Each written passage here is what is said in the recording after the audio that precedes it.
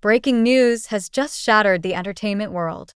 Karoline Leavitt has achieved the impossible. The verdict is in, and it's sending shockwaves through the media landscape. An $800 million defamation win against The View. Think how ironic it is that Whoopi Goldberg, Joy Behar, and the rest of the ladies on The View spend their time calling Republicans conspiracy theorists. But they have been wrong about everything they have said over the last couple of years.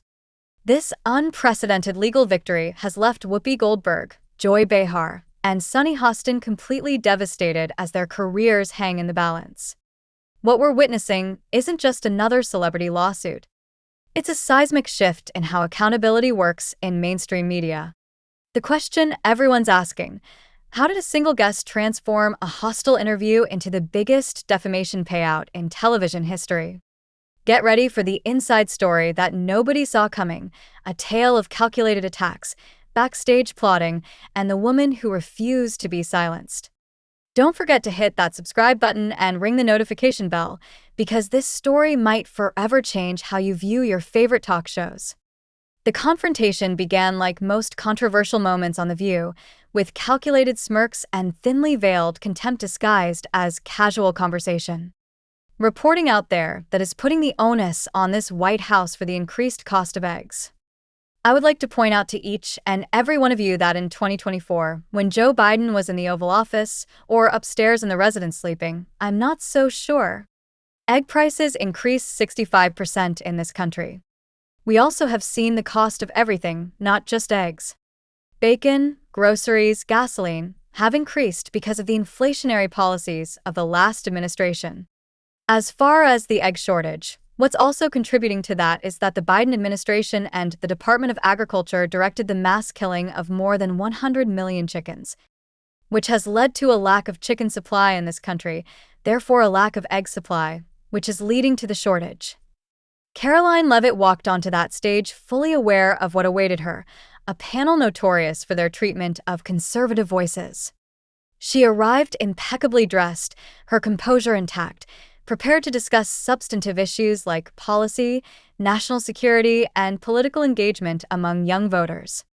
Her mission was straightforward: engage in meaningful dialogue, regardless of political differences. What unfolded instead was a meticulously orchestrated character assassination disguised as morning television. Joy Behar launched the first strike with her signature condescending tone, leaning forward with those infamous raised eyebrows. Let's be honest here, Karoline isn't exactly here for her intellectual contributions. Trump probably just thinks she's attractive. They really didn't like this woman. She's a good communicator, and so Joy Behar just offered her analysis on why Leavitt was picked. The remark triggered studio laughter. Sunny Hostin piled on immediately, not even allowing the audience's reaction to subside before adding her own cutting remark. We shouldn't pretend this is about qualifications. She's simply the perfect poster child for privilege, Hostin declared smugly, as cameras captured every calculated glance between hosts. The final blow came from Whoopi Goldberg, who delivered what would become the lawsuit's centerpiece quote. With arms crossed and eyebrows raised, Goldberg stated flatly, "Without diversity initiatives, you wouldn't even have a position," triggering instant viral clips across social media platforms. Hashtags like #CarolineSetup and #ViewGoneWild exploded overnight across Twitter, TikTok, and Instagram. What happened next revealed Karoline's true strategic brilliance. There were no tearful social media posts, no angry tweets, no public meltdowns. She simply straightened her jacket, maintained her composure, and made the most important phone call of her career once the camera stopped rolling. These women are completely out of touch with reality. And you're right, ABC should wake up. Media outlets exploded with headlines that sent ABC executives into immediate crisis mode. Karoline Leavitt files $800 million defamation lawsuit against The View. Conservative commentator launches legal nuclear option against daytime television giants. ABC faces unprecedented legal challenge after host's comments spark massive lawsuit. Suddenly, the smugness that permeated The View studio transformed into genuine panic behind closed doors. This wasn't just another celebrity feud or political disagreement that would blow over with the next news cycle. Karoline Leavitt had assembled an elite legal team armed with irrefutable evidence that would shake ABC to its very foundation. The cornerstone of her case wasn't merely about hurt feelings or political disagreements. It was about premeditated character assassination.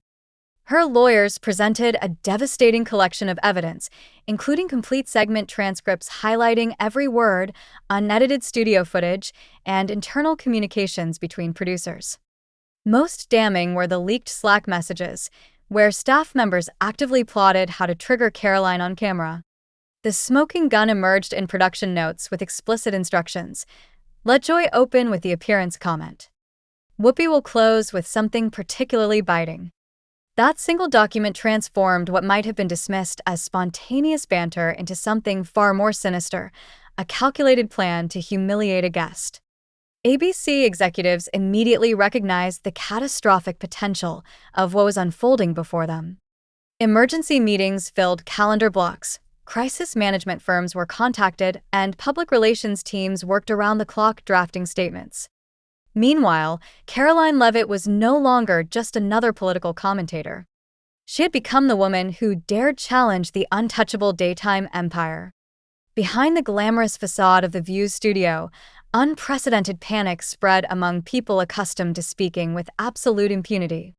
Whoopi Goldberg, typically unshakable in controversy, reportedly reached out through a mutual connection seeking private reconciliation.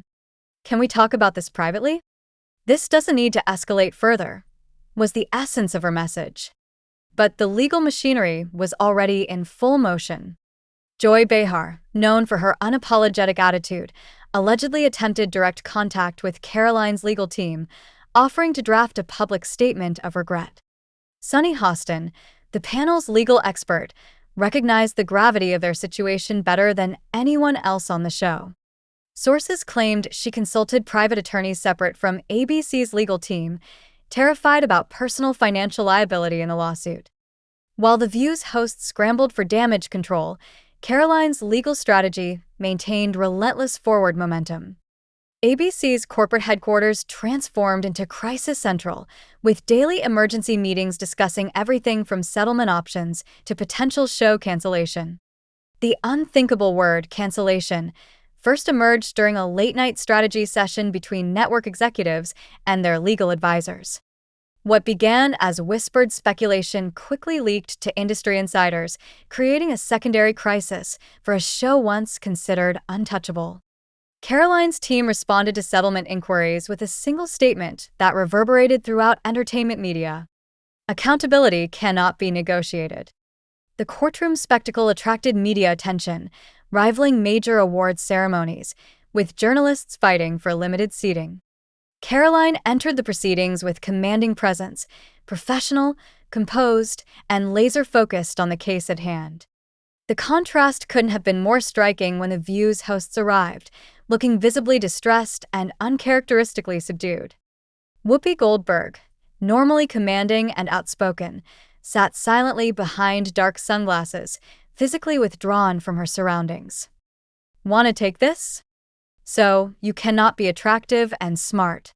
I will try to give Joy the benefit of the doubt that she didn't see that briefing, because if you saw that yesterday on numerous topics, I think she might have had a different impression of this young woman who held her own. Joy Behar, whose career was built on quick comebacks and sharp humor, appeared pale and rigid, unable to muster even a nervous joke. Sunny Hostin frantically reviewed documents despite her legal background, her expression betraying the gravity of their situation. Karoline's attorneys methodically presented their case, beginning with damning slow-motion video showing the relentless barrage of personal attacks. The courtroom fell silent as internal communications appeared on screen. One particular message stood out in bold letters: "We need a viral moment. Karoline is today's target." Audible gasps filled the room as jurors exchanged shocked glances, some physically recoiling at the evidence before them. The final piece of evidence devastated any remaining defense, a voice memo recorded after filming, where a producer declared, "We got what we needed." She cracked.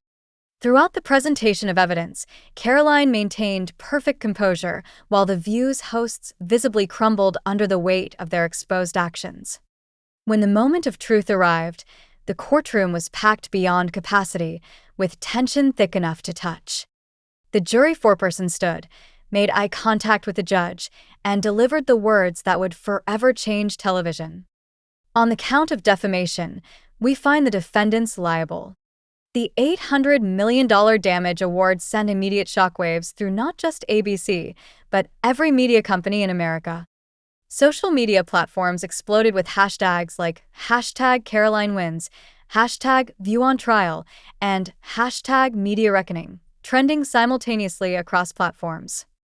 Content creators rushed to cover the verdict, some becoming emotional on camera as they discussed the implications for accountability in media. Meanwhile, Karoline demonstrated remarkable grace in victory.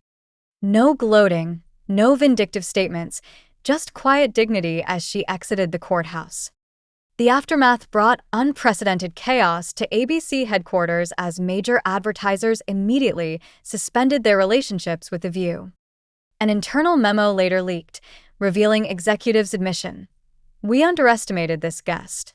We underestimated this lawsuit, and now we're facing the worst PR crisis in network history." Divisive and disgusting speech that any president, certainly in my lifetime, has ever given. He essentially waged war on half of the country by saying that we are all a threat to democracy because we believe in putting America first.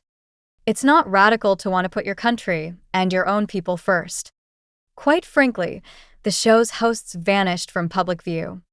No statements, no appearances, no explanation, as production staff described the atmosphere as funeral level. Karoline Leavitt's public profile transformed overnight from political commentator to cultural icon representing a new era of media accountability. Supporters created merchandise celebrating the verdict with slogans like, "I won $800 million, and next time you mock someone, lawyer up." The ripple effects quickly spread throughout the industry as talk shows everywhere revised their guest policies and trained hosts on legal boundaries. Media executives held urgent meetings addressing narrative discipline as the reality set in. Casual character assassination carried real consequences. Karoline Leavitt's victory wasn't just personal vindication. It established a new standard for how public figures could respond to coordinated media attacks.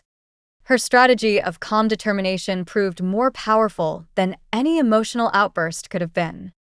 This verdict fundamentally changed the relationship between media personalities and their targets, introducing real consequences for crossing ethical lines.